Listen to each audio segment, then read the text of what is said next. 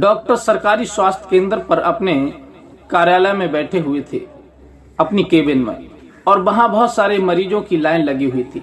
Doctor साहब बारी बारी से एक एक मरीज को अंदर बुलाते थे और उसकी समस्या सुन करके उसके लिए दवाइयां लिख देते थे। इसी प्रकार से उनके केबिन के बाहर बहुत लंबी लाइन लगी हुई थी मरीजों की, और एक एक करके मरीज डॉक्टर साहब के पास आता था और अपनी समस्या बता करके दवाइयां लिखवा करके ले जा रहा था। इसी बीच उसी लाइन में सबसे पीछे एक बहुत खूबसूरत लड़की खड़ी थी जो टाइट कपड़े पहने हुए थी, जींस पहनी हुई थी और बहुत खूबसूरत देखने में लग रही थी। जब सारे मरीज चले जाते हैं दवाइयां लिखवा करके अपनी समस्या बता करके, उसके बाद उस लड़की का नंबर आता है और वो लड़की डॉक्टर साहब के पास पहुंचती है और अपनी समस्या बताती है। और समस्या बताने के बाद फिर डॉक्टर साहब उसकी समस्या को सुन करके कुछ दवाइयां लिख करके दे देते हैं और कहते हैं कि इन्हें बाहर मेडिकल से ले लेना। वो लड़की उस वक्त तो चली जाती है, लेकिन डॉक्टर साहब भी वहां से अपने घर चले जाते हैं। और फिर कुछ समय के बाद में उन्हीं डॉक्टर साहब के नंबर पर एक फोन आता है और डॉक्टर साहब उस अपनी मोबाइल को जब उठाते हैं तो फिर उन्हें वो नंबर पहचानने में देर नहीं लगती। वो नंबर किसी और का नहीं होता है, उसी लड़की का था जो सरकारी स्वास्थ्य केंद्र में डॉक्टर साहब के पास अपनी समस्या लेकर के आई थी। और डॉक्टर साहब जब फोन उठाते हैं फिर वो लड़की डॉक्टर साहब से बात करती है और फिर वो डॉक्टर साहब से क्या कहती है, फिर उन डॉक्टर साहब के ऊपर वो कौन सा जाल बिछाती है और फिर क्या घटना घटती है, ये पूरी सच्चाई इस वीडियो के माध्यम से जानने का प्रयास करेंगे। नमस्कार, प्रणाम, मैं हूँ रितेश कुमार। दरअसल आज की जो सच्ची घटना मैं आपको सुनाने के लिए जा रहा हूँ, ये सच्ची घटना जालौन के एक स्वास्थ्य केंद्र की है। जालौन के एक स्वास्थ्य केंद्र में एक रमेश नाम का डॉक्टर मरीजों को चला रहे थे। बहुत सारे मरीज एकत्र थे वहां पर, हर समस्या के मरीज थे, अपनी अपनी समस्या। एक मरीज डॉक्टर की केबिन में जाता था और अपनी समस्या बताता था, उसी के अनुसार डॉक्टर साहब उसे दवाइयां लिखते थे। इस प्रकार से जब बहुत सारे मरीज जब दवाइयां लिखवा करके डॉक्टर साहब को अपनी समस्या बता करके वहां से चले जाते हैं, उसके बाद एक लड़की सबसे पीछे लाइन में लगी हुई थी जो देखने में बहुत खूबसूरत थी और जींस पहने हुए थी, टाइट कपड़े पहने हुए थी। वो लड़की डॉक्टर साहब के केबिन में आती है और डॉक्टर साहब की नजर जैसे उस लड़की पर पड़ती है तो डॉक्टर साहब एक बार के लिए सोचने पर मजबूर हो जाते हैं कि ये तो बहुत ही खूबसूरत लड़की है। लेकिन डॉक्टर साहब को इस बारे में कोई इंटरेस्ट नहीं था, वो तो अपना काम कर रहे थे। लेकिन लड़की के लिए वो डॉक्टर साहब जैसे सभी मरीजों को डील कर रहे थे, उसी हिसाब से उसे भी वहीं बैठने के लिए कहते हैं। और डॉक्टर साहब कहते हैं कि आखिर तुम बताओ तुम्हें दिक्कत क्या है। उस लड़की का नाम रेशमा था। फिर डॉक्टर साहब उसका नाम पूछते हैं, वो कहती है कि मेरा नाम रेशमा है। और डॉक्टर साहब कहते हैं कि तुम अपनी समस्या बताओ। तब वो लड़की कहती है, डॉक्टर साहब मेरे सीने में काफी दिनों से दर्द हो रहा है और मैंने दवाइयां भी ली लेकिन कोई आराम नहीं हुआ। तब डॉक्टर साहब कहते हैं कि आखिर तुम्हारे किस साइड में दर्द हो रहा है, लेफ्ट में या राइट में। तब वो कहती है कि मेरे राइट साइड में दर्द हो रहा है। तब डॉक्टर साहब कहते हैं ठीक है, हम तुम्हें कुछ दवाइयां लिख करके दे रहे हैं, ये दवाइयां तुम बाहर मेडिकल से खरीद लेना और इनसे अगर लाभ मिल जाए तो अच्छी बात है, अगर लाभ नहीं मिलता है तो तुम किसी महिला डॉक्टर को दिखा देना, वो तुम्हारा अच्छे से चेकअप कर लेंगी और फिर दवाइयां दे देंगी। वो कहती ठीक है डॉक्टर साहब, आप अपनी दवाइयां दे दीजिए। अब डॉक्टर साहब वहां दवाइयां लिख करके उस लड़की को दे देते हैं, रेशमा को, और वो वहां से चली जाती है। लेकिन डॉक्टर साहब के लिए कुछ जरूरी काम आ जाता है घर जाने के लिए, तो वो फिर वहां से छुट्टी लेकर के अपने घर चले जाते हैं। जब घर चले जाते हैं तब घर जाने के बाद कुछ ही समय के बाद में डॉक्टर साहब के फोन पर एक फोन आता है और डॉक्टर साहब उस मोबाइल को जब उठा करके देखते हैं तो उन्हें देर नहीं लगती पहचानने में। बस वही लड़की थी जो लास्ट में सभी मरीजों के चले जाने के बाद में जो टाइट कपड़े पहन करके लड़की खूबसूरत आई थी, रेशमा, उसी का फोन था, क्योंकि ट्रू कॉलर पर उस लड़की का फोटो लगा हुआ था और उसका नाम आ रहा था। डॉक्टर साहब समझ जाते हैं कि ये वही लड़की है। डॉक्टर साहब सोचते हैं कि आखिर ये लड़की क्यों फोन कर रही है। तब वो फोन उठाते हैं तो उधर से वो लड़की कहती है कि डॉक्टर साहब आपने जो हमें दवाइयां दी थी उससे हमें कोई लाभ नहीं हुआ है। डॉक्टर साहब कहते हैं कि जब आपको कोई लाभ नहीं हुआ है तो आप किसी महिला डॉक्टर को दिखा दीजिए, वो आपका चेकअप कर लेंगी और अच्छे से आपको दवाई दे देंगी। और इससे पहले अभी तो संध्या है, जब सुबह जब कोई मेडिकल स्टोर खुल जाए तो मैं आपको कुछ मेडिसिन बता रहा हूं, वो मेडिसिन आप मेडिकल से ले लेना, उससे आपको लाभ हो जाएगा। वो कहती है ठीक है। इस प्रकार से वो फोन कट जाता है और डॉक्टर साहब अपनी छुट्टी जो है अपने घर मना रहे थे। जिस काम से गए थे वो छुट्टी लेकर के वो काम अपना पूरा कर रहे थे।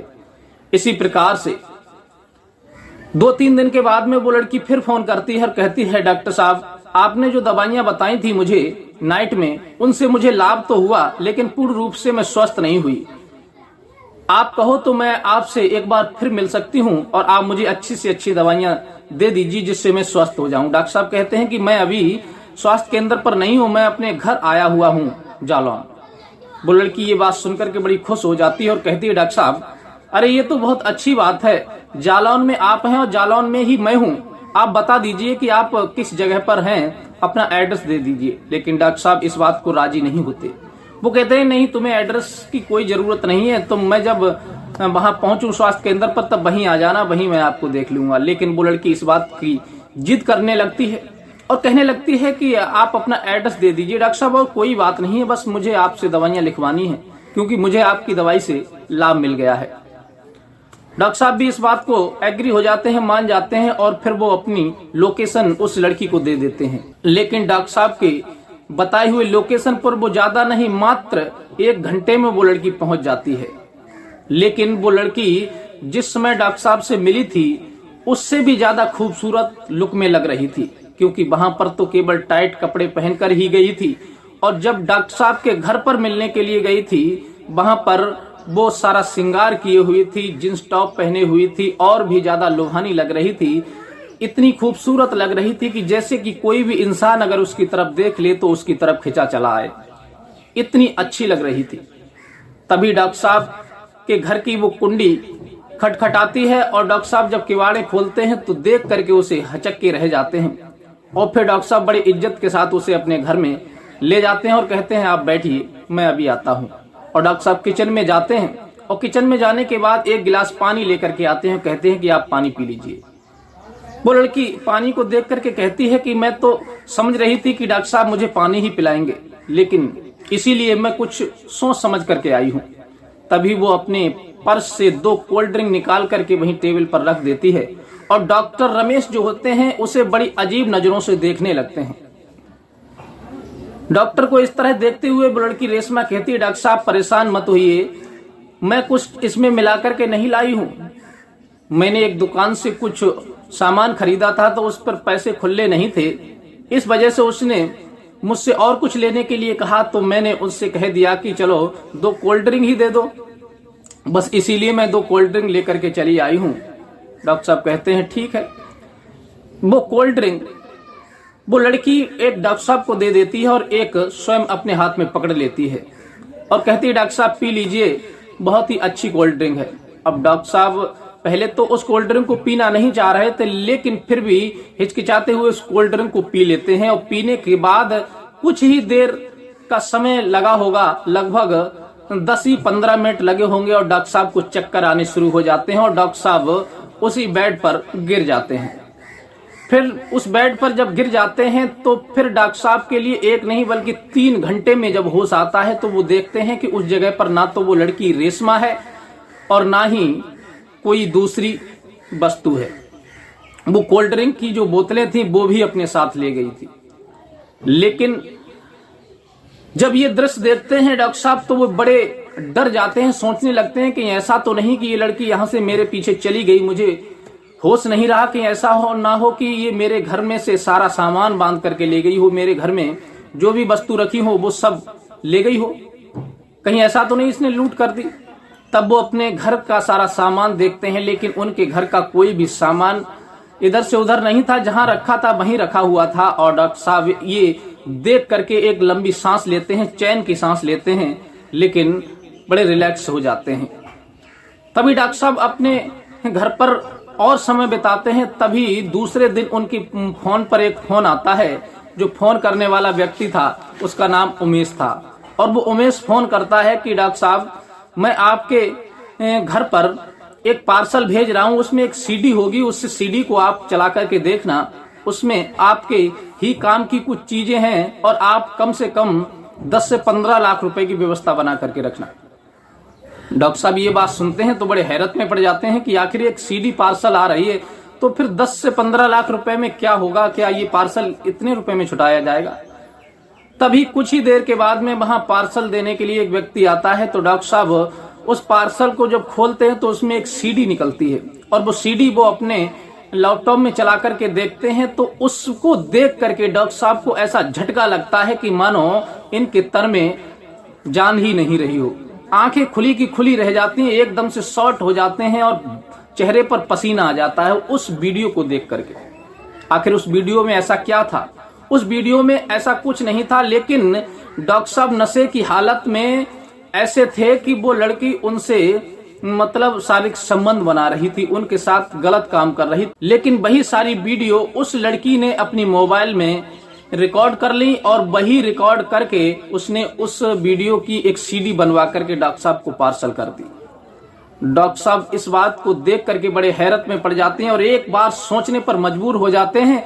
इसका मतलब है कि मैं एक गिरोह के चक्कर में फंस चुका हूं। इस लड़की ने मुझे बेहोश करके मेरे साथ मेरा शोषण किया है और फिर मेरी ही वीडियो बना करके मुझे ब्लैकमेल कर रही है। इसका मतलब ये है कि मैं बहुत बुरी तरह से उलझ चुका हूं।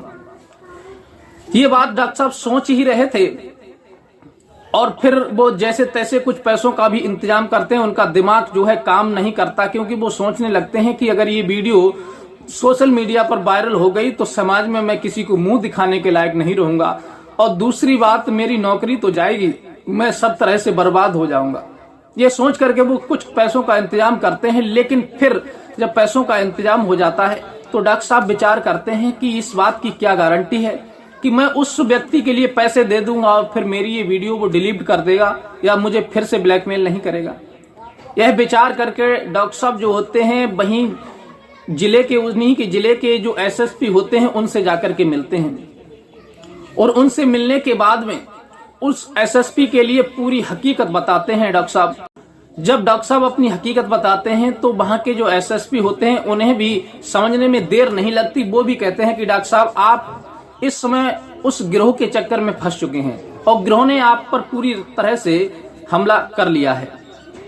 तब डॉक्टर साहब बहुत ही ज्यादा उदास मायूस थे। तब एसएसपी कहते हैं आप निश्चिंत रहिए, आपकी पूरी मदद की जाएगी। तब एसएसपी साहब कहते हैं कि आप चिंता मत कीजिए, आपकी पूरी मदद की जाएगी। और एसएसपी साहब तुरंत क्राइम ब्रांच की जो टीम होती है, इंस्पेक्टर होते हैं, उन्हें बुलाते हैं और पूरी वारदात बताते हैं और कहते हैं कि इस लड़के की लोकेशन निकालिए, वो लड़की आखिर कौन है और जिस लड़के ने पार्सल भेजा था, फोन किया था, वो कौन है। तभी पुलिस लोकेशन निकालने में डट जाती है। लेकिन एसएसपी साहब होते हैं और जो क्राइम ब्रांच के इंस्पेक्टर होते हैं वो कहते हैं कि डॉक्टर साहब एक काम कीजिए, उस लड़के को जिसने आपको फोन किया था उससे कहना कि हम 10 लाख रुपए लेकर के आप बताओ उस जगह पर आ जाएंगे और सारी पुलिस फोर्स को हम वहां तैनात कर देंगे। वो व्यक्ति पैसा लेने आएगा, उसे हम दबोच लेंगे। अब इधर तो एसएसपी साहब के बताए हुए पुलिस अपना कार्य करने लगती है। लेकिन डॉक्टर साहब उसी व्यक्ति उमेश को फोन करते हैं, कहते हैं कि आप बताइए मैं पैसे लेकर के कहाँ आऊं, आप मेरी वीडियो कब डिलीट करेंगे। वो कहता है कि मैं जिस जगह को बता रहा हूं आप उस जगह पर पैसे लेकर के आ जाइए। इधर तो डॉक्टर साहब पैसे लेकर के वहां पहुंचते हैं और वो उमेश नाम का व्यक्ति पैसे लेने के लिए आता है। तभी पुलिस टीम जो वहां लगी होती है, पहले से तैनात थी, वो उस व्यक्ति को दबोच लेती है, गिरफ्तार करके थाने ले आती है। और थाने में लाकर के उससे जब सख्ती से पूछताछ की जाती है तब वो सोचने लगता है कि अगर मैं पुलिस को सच नहीं बताऊंगा तो पुलिस न जाने मेरे साथ कौन सा गेम खेलेगी, कितना टॉर्चर करेगी। फिर वो व्यक्ति बताता है कि हाँ, मैंने ही डॉक्टर साहब को फोन करके पैसे की डिमांड की थी और मैंने ही इन्हें पार्सल भिजवाया था। और जो मेरे साथ लड़की काम कर रही है जिसका नाम रेशमा है, उसका नाम रेशमा नहीं बल्कि अंकिता है। मैंने उसका ही नाम बदल करके रेशमा रख दिया था जिसकी उसकी पोल पट्टी ना खुल जाए। और हम लोग पूरी गिरोह में मुख्य आदमी हैं और हम लोग पैसे की डिमांड करते हैं और जो रेशमा है अंकिता, वो इसी प्रकार से डॉक्टर लोगों को निशाना बनाती है और फिर उनके साथ ऐसी हरकत करके उनकी वीडियो बनाती है और फिर हम उसके लिए ब्लैकमेल करके उसका सारा पैसा ऐंठ लेते हैं। उसकी बात सुनकर के तुरंत जो इंस्पेक्टर होते हैं, एसपी साहब होते हैं, वो आदेश देते हैं कि इस लड़की को भी लोकेशन के द्वारा गिरफ्तार किया जाए। पुलिस उसकी लोकेशन को खगालती है और लोकेशन के द्वारा उस लड़की को भी गिरफ्तार कर लेती है और इधर जितने भी उसके गिरोह में जो लोग शामिल होते हैं, काम कर रहे होते हैं, पुलिस उन सबको गिरफ्तार करती है और गिरफ्तार करने के बाद उनके खिलाफ कई धाराओं में मुकदमा लिख करके उनका चालान कर देती है, उन्हें जेल भेज देती है।